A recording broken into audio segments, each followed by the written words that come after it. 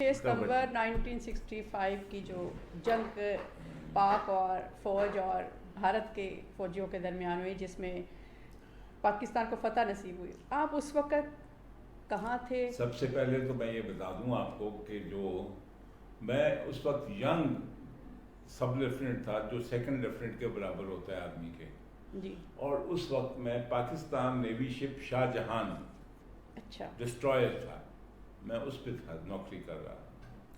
تو جب 6 ستمبر کا ہمیں صبح ریڈیو، چونکہ ہم ارلی ہوتا ہے ڈیوٹیز، تو جب ریڈیو کھولا تو صدر ایوب خان کی تقریر آئی کہ یہ اس نے کس قوم کو للکارا ہے، تو حقیقت ہے کہ اس تقریر نے ہمیں جوش اور جذبہ بھر دیا اور ہم جو ہے نا ایک بالکل بم کی طرح تیار ہو گئے. یہ 6 ستمبر کا ہی دن تھا ایگزیکٹ یا کوئی اور؟ 6 ستمبر کی صبح یہ تقریر ایوب خان صاحب کی وہ مثالی تقریر تھی. جی بالکل. اس نے پوری قوم میں ایک جو ہے نا جذبہ، جوش اور ولولہ بھر دیا. اب ہمیں خبریں آ رہی تھیں کہ یار زمینی جنگ جاری ہے، ادھر یہ بھی خبریں آ رہی تھیں کہ ایئر فورس جو ہے وہ کٹھی پتنگ کی طرح ہندوستان کے جہازوں کو گرا رہا ہے. اب ہم کراچی سے دور، وہ 200-300 کلومیٹر دور گہرے سمندر میں تھے. اچھا. تو ہمیں اپنے جو کمانڈنگ افسر تھے، ہمارے جو افسر تھے، ہم ان کی جان کھا رہے تھے کہ بھئی ہم بھی کرنا چاہیے، ہمیں بھی کچھ کرو. تو وہ کہیں سمندر میں تم نے چھلانگ لگانی ہے، لگا دو، ہم یہاں کیا کریں، ہمیں آرڈرز انتظار ہے. ہم نے یہ اپنی پوزیشن جو ہے، ہم یہاں پہ آئے ہیں، اب تمہیں نہیں بتا سکتے ہیں، یہ کسی حکم پہ ہی آئے ہیں یہاں پہ. تو ہمارا 6 ستمبر کا اور 7 ستمبر کا دن جو ہے نا بڑا کرب میں گزرا. اچھا. اور ہم سنتے تھے ریڈیو پاکستان ماشاءاللہ، اور دیکھتے تھے کہ یار ہمارا ساتھی ہے. میرا اپنا جو میجر اکرم شہید جو ہے وہ میرا ساتھی تھا. ہم ایک ہی کمپنی، ایک ہی پلاٹون میں تھے. ہم جو ہیں ایک ہی کورس کے ہیں، 28 کے ہیں. میجر اکرم نشان حیدر میرا ساتھی تھا. تو ہم لوگ بڑے یعنی سیکھ پا رہے تھے کہ یہ نیوی والے کیا کر رہے ہیں، ہم کیا کر رہے ہیں. تو کوئی وہ کہا بھائی یہ ہم ہوائی جہاز نہیں ہے کہ جہاز کو اڑا کے لے جائیں. خیر جی 6 اور 7 کو ہماری جوش اور ان کے خلاف، اپنے افسروں کے خلاف، اپنی سروس کے خلاف کہ یہ جو ہے ہم لڑنا چاہتے ہیں، انہوں نے خیر اللہ کا دن گزر گیا. ہمیں اصل میں پاکستان نیوی نے بھیجا تھا کہ باغ ڈھاکہ ایک پاکستان کے لیے اسلحے کا کھیپ لے کے آ رہا تھا نہر سویز کی طرف سے. تو ہم اس کو اسکارٹ کرنے گئے تھے. خیر اللہ کر کے 6 ستمبر گزر گیا، 7 ستمبر گزر گیا. ادھر گھر سے تو اس وقت ٹیلی فون نہیں ہوتے تھے، تو اس وقت تو نہیں، خبروں میں ہی بتاتے تھے کہ یہ ہلواڑہ پہ حملہ کیا اور آدم پر حملہ کیا. تو ہم روز اور اچکتے تھے. پھر پتہ چلا کہ ہمارے جہازوں کا رخ موڑ دیا گیا ہے 7 کو، اور ہمارا رخ ہندوستان کی طرف ہو گیا. اچھا. اب ہم ایک دوسرے سے، چھوٹے لیول کے لوگ تھے اس وقت، سیکنڈ لیفٹیننٹ، ایک دوسرے سے پوچھ رہے ہیں کدھر جانا ہے یار، کیا ہونا ہے. ہر کوئی اپنے آئیڈیا لگا رہا تھا. کوئی کہتا تھا بمبے جا رہے ہیں، کوئی کہتا تھا کچھ جا رہے ہیں. ہمیں پھر پتہ یہ چلا کہ ہم نے 7 اور 8 کی رات کو ہم نے بمبے سے اوپر ایک جگہ ہے دوارکا، وہاں سے ایک ریڈار اسٹیشن تھا جو کہ انڈین ایئر فورس کے جو بوج اور جو جام نگر وغیرہ سے جو جہاز آتے تھے، بلکہ اس سے بھی آگے جو ویسٹ سے جہاز آتے جہاں ان کی بیس تھی، وہ ڈائریکٹ کرتے تھے ان کو پاکستان پہ. تو ہمیں وہ ریڈار تباہ کرنا تھا. وہ ریڈار جو ہے وہ واقع ہے ایک جگہ ہے دوارکا جی، اس کا نام ہے. اور وہاں پہ ٹریڈیشنلی یہ بھی مشہور تھا کہ سومناتھ کے مندر جو وہاں مندر ہے وہ سومناتھ کا مندر کہا جاتا تھا. اور اس پہ ہماری تاریخ جو ہم نے پڑھی تھی اس کے مطابق 17 حملے محمود غزنوی نے کیے تھے. اچھا ابھی ہمیں نہیں پتا کہ ہم وہاں جا رہے ہیں، ہمارا منہ صرف ہندوستان کی طرف. تو یہ جہاز کے اگلے حصے جس کو فوکسل کہتے ہیں، وہاں سے لے کے پیچھے تک لٹیاں دھمالیں اور اللہ اکبر یا علی یا علی یا علی اللہ اکبر نعرہ تکبیر، یہ جناب. اور لوگ اپنی اپنی گنوں کو چمکا رہے تھے، اپنی اپنی گنوں کو صاف کر رہے تھے، اور ہر جو ہے وہ کہہ رہے تھے یار میرا جو اسلحہ ہے میری گن پہ میں نے پہنچانا ہے، دیکھو راستے میں کوئی چیز نہ آ جائے، یہ رسی ہٹاؤ، یہ چیز ہٹاؤ، وہ چیز ہٹاؤ. اللہ اللہ کر کے رات کو ہم کوئی مڈ نائٹ کے قریب ہم دوارکا پہنچے ہیں. اب یہ جو جہاز ہے وہ تو بالکل کوسٹ لائن کے نزدیک تو نہیں جا سکتا نا. وہ ہمارے ریڈار پہ جو پہاڑیاں تھیں دوارکا کی یا ریت کے تودے تھے وہ پینٹ ہونے شروع ہو گئے. پینٹ ہونے کا مطلب وہ ہمیں وہ ریڈار سکرین پہ آنے شروع ہو گئے. اب دور سے وہ تو نہیں لگتا نا، وہ جب قریب جاتے ہیں تو پتہ لگتا ہے پہاڑ ہے. دور سے ایسے لگا کہ شاید یہ جہاز کھڑے ہیں دشمن کے. تو پھر تھوڑی سی جو ہے نا وہ دل میں وہ جو ہے نا یہ بھی احتیاط والی بات بھی پیدا ہوئی کہ یار یہ اتنے جہاز کھڑے ہیں جو تو یہ تو بڑی بڑی مارکا لگے گا. تو وہ خیر جب ہم نزدیک ہوئے تو پتہ چلا کہ وہ کوئی بھی نہیں تھے، کیونکہ ہماری سبمرین غازی جو اس وقت ہمیں امریکہ نے دی تھی، جو بعد میں آپ کو پتہ 71 وار میں ہم نے لوز کی، وہ غازی بھی بمبے کی طرف جا چکی تھی.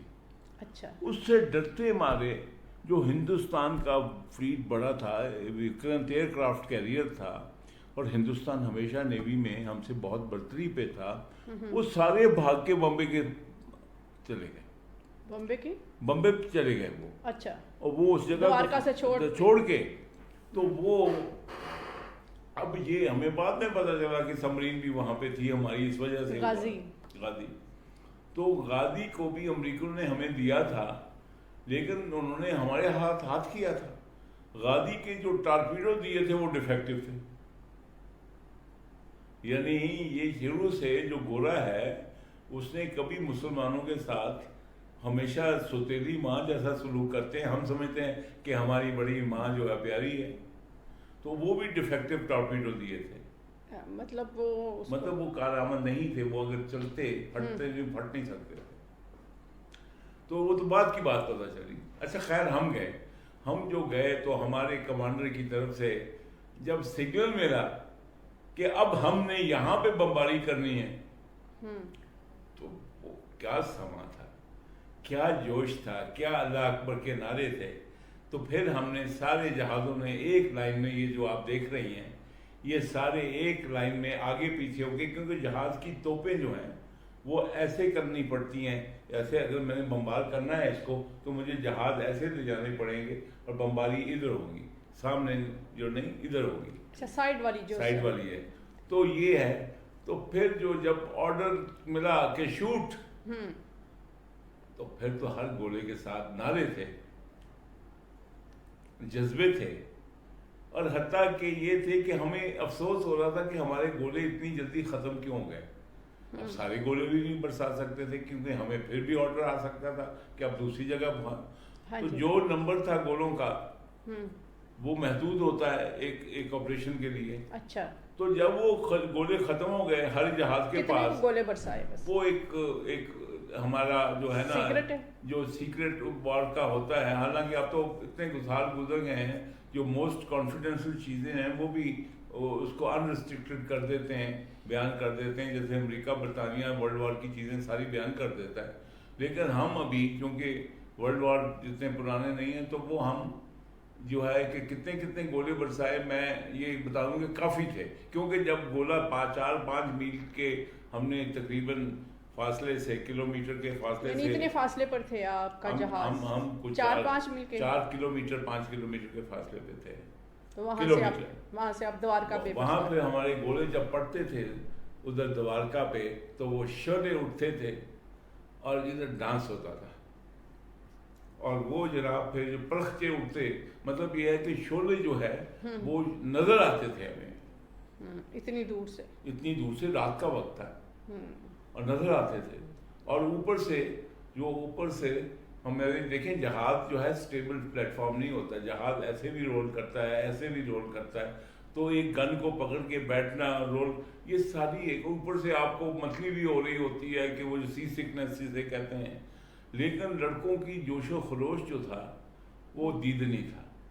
تو نعرے اور یہ جو ہے وہ الٹا جو ہے کمانڈ کو کہہ رہے تھے ہم کہ جہاں اور گولے بھیجو اور گولے دیں اور اللہ کے شکر سے ہے کہ میں اس وقت بھی جہاز کے اوپر موجود تھا، جو دوربین لگا کے بھی میں دیکھ سکتا تھا کہ کیا ہو رہا ہے، اور سارا میں جہاز جہاں سے کنٹرول ہوتا ہے اس کو برج کہتے ہیں، میں برج پہ موجود تھا، میری ڈیوٹی برج پہ لگی ہوئی تھی۔ تو پھر اس کے بعد ہم نے دوڑ لگائی، جب گولے پھینک دیے تو پھر واپس کراچی کی طرف دوڑ لگائی ہم نے بھی، خوب سپیڈ لگا کے بھاگے ہم بھی پھر وہاں سے۔ یہ نہیں ہے کہ ہم کہ وہاں آپ کو اس وقت کنفرم ہو گیا تھا کہ یہ تباہ ہو گیا؟ ہمیں کنفرم ہو گیا تھا کہ تباہ ہو گیا، بیکاز اس کی وجہ یہ تھی کہ جب 5 جہاز 6 جہاز بمباری کریں، اتنی بمباری کریں کہ ان کے شعلے نظر آئیں تو وہ کہیں پہ بھی گرے گا۔ 5 ایک غازی تھا؟ نہ غازی نہیں تھی، غازی تو سمرین تھی، وہ پانی کے نیچے تھی۔ اچھا۔ اس میں بابر دکھایا جو کہ کوئی یعنی سوچ بھی نہیں سکتا تھا۔